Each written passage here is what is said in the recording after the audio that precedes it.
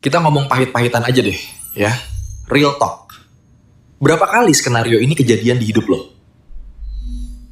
Lo udah pasang niat suci jam 8 malam. Oke, gue bakal ngerjain tugas. Gue bakal produktif. New year, new me. Tapi realitanya, lo buka TikTok, niatnya cuma cari referensi outfit, malah kejebak scroll video kucing joget selama 4 jam. Tiba-tiba jam 2 pagi. Mata lo kering, punggung lo encok, dan tugas lo masih kosong, melompong. Rasanya gimana? Self-loathing kan? Lo ngerasa kayak sampah. Lo ngerasa nggak becus ngatur hidup. Guys, gue di sini bukan mau jadi motivator yang bakal bilang salam super. Gue juga nggak bakal nyuruh lo mandi air es jam 3 pagi. Itu bullshit. Masalahnya bukan karena lo males. Masalahnya bukan karena lo bego. Dan please, stop diagnosa diri sendiri bilang lo punya trust issue sama buku pelajaran. Masalah sebenarnya simpel ya. Otak lo lagi dihack. Sistem dopamin di kepala lo itu udah rusak, dibajak sama engineer yang gajinya miliaran per bulan. Hari ini, kita nggak bakal bahas tips basi kayak pakai stabilo warna-warni biar estetik. Kita bakal bedah neuroscience buat balas dendam. Kita bajak balik otak lo. Dari yang fobia belajar, jadi sakau belajar. Tanpa motivasi. Tanpa drama. Siap benerin otak lo yang overheat itu? Let's break it down.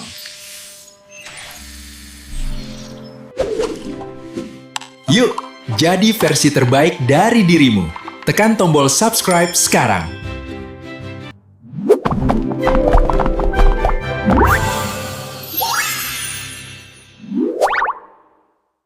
Pertama, kita harus sepakat dulu satu hal. Motivasi itu scam. Serius. Berhenti nungguin mood atau wangsit turun dari langit buat mulai kerja. Motivasi itu emosi. Dan emosi itu volatil. Labil. Kalau lo ngerjain skripsi nungguin motivasi, kelar-kelar lo udah jadi fosil.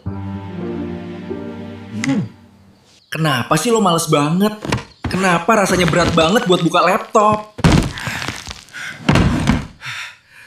Jawabannya ada di evolusi. Otak lo itu basically masih otak manusia purba. Tujuan hidup otak lo cuma satu, survival, bertahan hidup.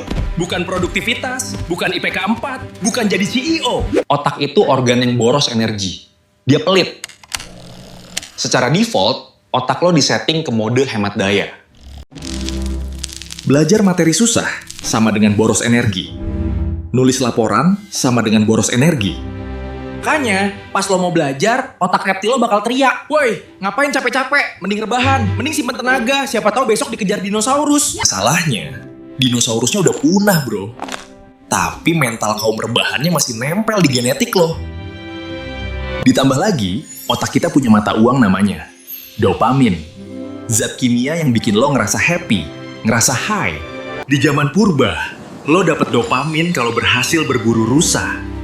Susah payah dulu, baru seneng.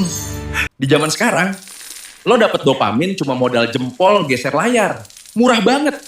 Inflasi dopamin gila-gilaan.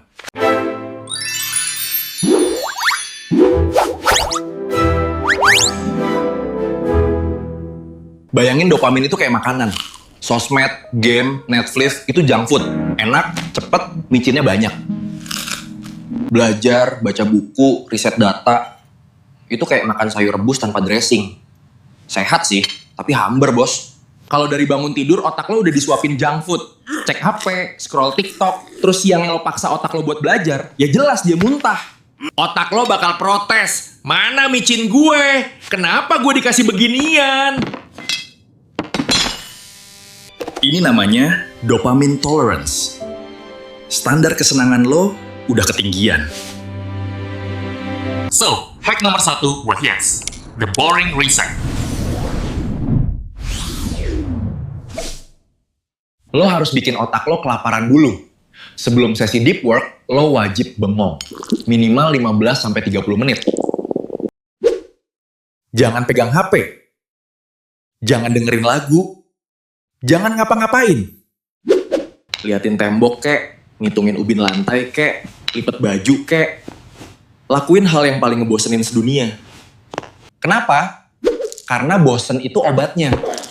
Pas lo bosen, otak lo bakal sakau stimulasi. Di titik itu, Ngerjain soal matematika bakal kerasa jauh lebih seru daripada cuma bengong liatin cicak kawin. Kita turunin standar kesenangan otak lo, biar hal yang susah jadi lumayan. Boredom is not the enemy. It's the gateway.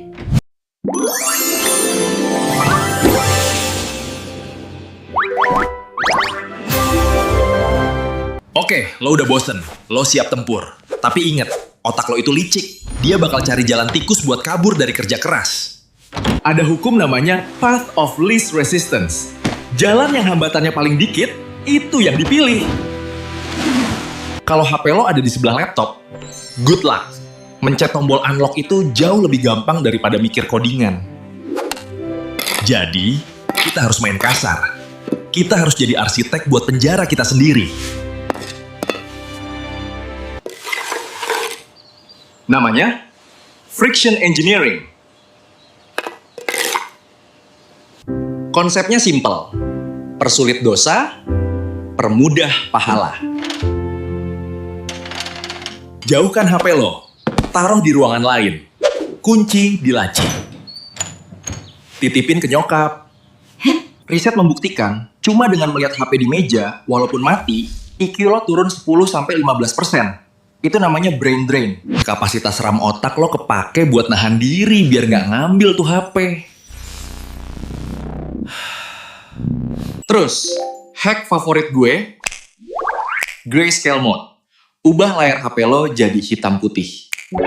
Aplikasi itu warnanya merah, kuning, biru. Emang buat mancing nafsu mata lo. Begitu layar lo jadi hitam putih, Instagram jadi suram. TikTok jadi nggak asik, visual rewardnya hilang. HP lo jadi cuma sekadar alat, bukan sumber hiburan. Bikin HP lo jadi nggak seksi lagi. Sebaliknya, permudah akses belajar. Pakai 20 second rule. Mau main HP, bikin hambatannya 20 detik, harus jalan ke ruang tamu. Mau belajar, bikin hambatannya 0 detik. Siapin meja lo sebelum tidur. Buka laptopnya, siapin filenya. Jadi pas lo duduk, lo nggak punya alasan buat mikir mau ngapain ya. Lo tinggal gas.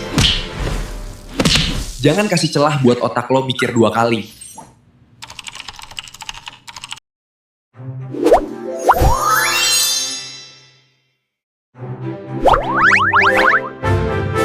Lingkungan udah steril. Dopamin udah di-reset. Tapi pas mau mulai ngetik, rasanya kayak ada tembok beton di depan muka. Lo ngerasa bego, takut salah, atau simpelnya mager level dewa. Di sini kita pakai teknik manipulasi psikologi. Kasarnya, kita harus gaslighting otak kita sendiri. Pertama, ubah narasi. Selama lo bilang, aduh, gue harus belajar, otak lo anggap itu ancaman, beban hidup. Coba ubah narasinya jadi, gue penasaran deh, kenapa sih rumus ini bisa begini? Atau, gue mau namatin level ini. Kedengarannya cringe, bodo amat, yang penting jalan. Kalau narasi gagal, pakai senjata pamungkas ini. Lo ngomong gini ke otak lo, bro, santai. Kita nggak bakal belajar 3 jam. Kita cuma bakal baca paragraf pertama ini doang. Cuma 2 menit. Abis itu kalau mau stop, kita stop. Ini trik buat nipu inersia. Hukum fisika. Benda diem cenderung tetap diem. Benda gerak cenderung tetap gerak. Beratnya itu cuma di dorongan pertama. Begitu lo berhasil nipu otak lo buat mulai 2 menit, 99% lo bakal keterusan. Karena otak lo benci ninggalin kerjaan yang nanggung. Just start. The rest will follow. Satu lagi, identity shift. Berhenti bilang, gue lagi nyoba belajar. Mulai bilang, gue emang tipe orang yang pembelajar. Jangan fake it till you make it. Itu basi. Ubah jadi pakai fake it till you become it. Cosplay lah jadi orang rajin, sampai lo lupa kalau lo sebenarnya lagi acting.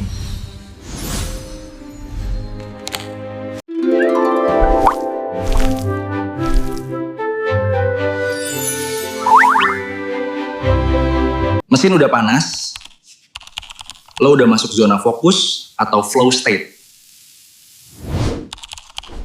Tapi ingat, otak lo itu kayak monyet liar, gampang banget ke distract. Lagi asik baca, tiba-tiba mikir, kucing gue udah makan belum ya? Doi kok belum balas chat ya? Token listrik habis. Hack nomor 4. The parking lot. Sediain kertas sampah di sebelah lo.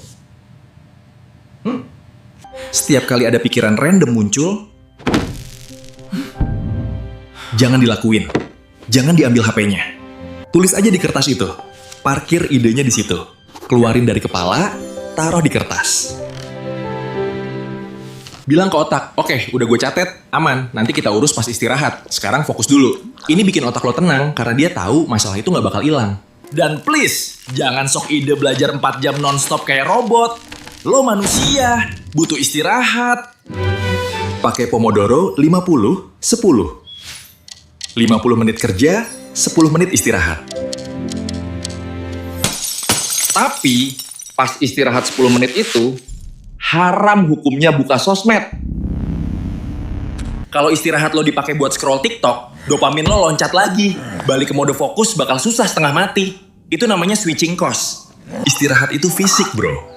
Jalan kaki, stretching, ambil minum, lihat jendela. Biarkan otak lo napas, jangan dicekokin konten sampah lagi.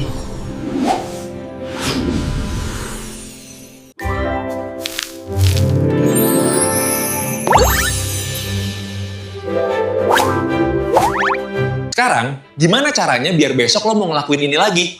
Kita pakai teori Pavlov. Kita kondisikan otak lo kayak anjingnya Pavlov. Hubungin belajar sama satu trigger yang enak. Contoh, gue cuma boleh minum kopi susu gula aren favorit gue pas lagi belajar. Gue cuma boleh dengerin playlist Lofi ini pas laptop kebuka.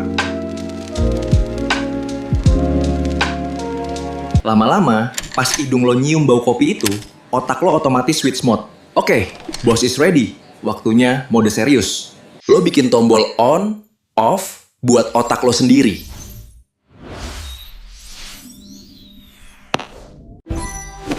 Terakhir, the after reward. Kalau abis belajar lo langsung ngerasa stres, capek, dan tidur dalam keadaan burnout, otak lo bakal nandain belajar sebagai penderitaan. Jadi, kasih reward. Makan coklat, nonton satu episode anime, atau sekadar terbahan sambil bilang, gokil, hari ini gue produktif banget. Kunci memori itu dengan rasa seneng. Biar besok, otak lo nggak trauma buat mulai lagi.